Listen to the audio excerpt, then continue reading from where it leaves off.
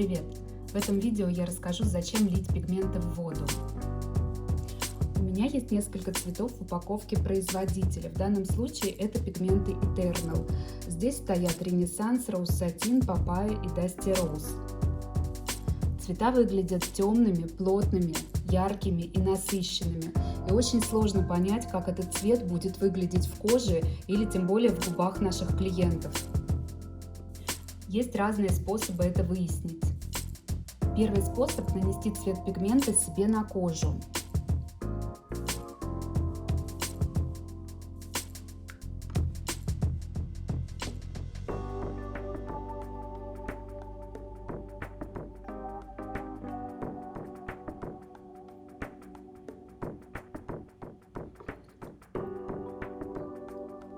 Можно увидеть, что цвет быстро высыхает и становится темным, и он меняется. Очевидно, что в коже он так выглядеть не будет. Второй способ – нанести пигмент на влажный ватный диск.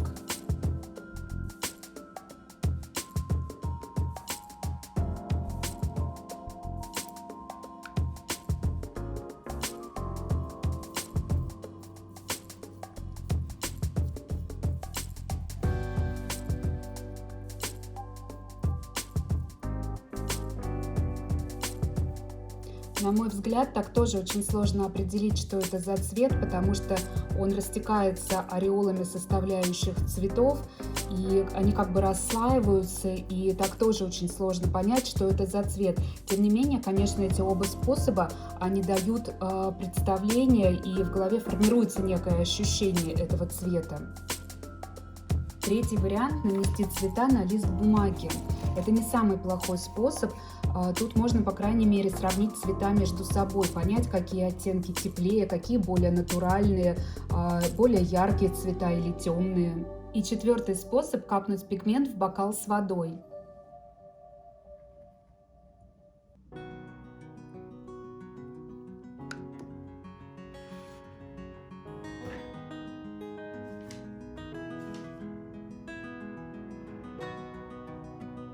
Цвет как будто раскрывается, он начинает выглядеть мягче и привлекательнее. И, на мой взгляд, именно такой способ отражает суть пигмента и позволяет понять, что именно это за цвет.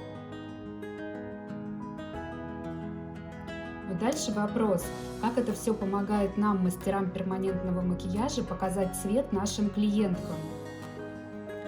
Я сделала вот такие баночки. В них вода и капля пигмента.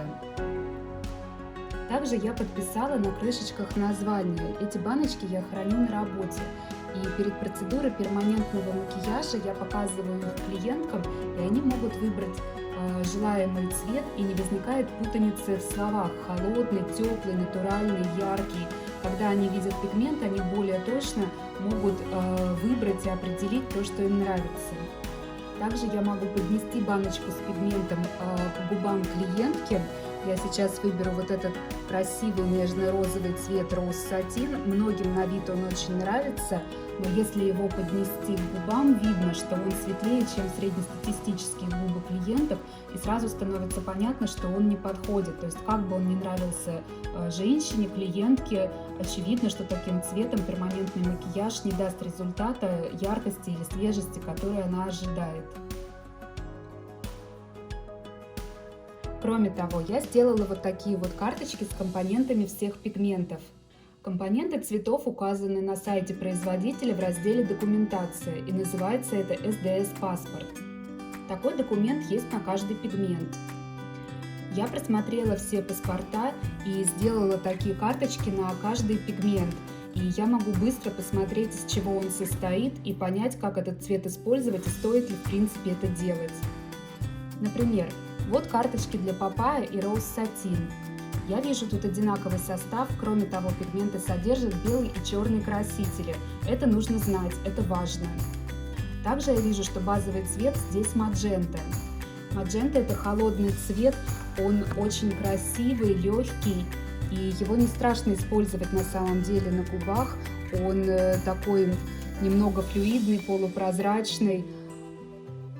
Мне кажется, это очень красивый цвет. Мне он нравится. И в Rose Satin и Papaya желтый цвет, он делает этот цвет теплее.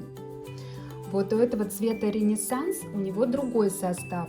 Мы видим, что тут используется не маджента, а сине-красный моноазокраситель. Это Color Index 12475.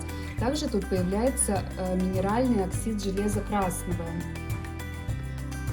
И, видимо, его достаточно много, потому что этот цвет, он выглядит достаточно коричневым.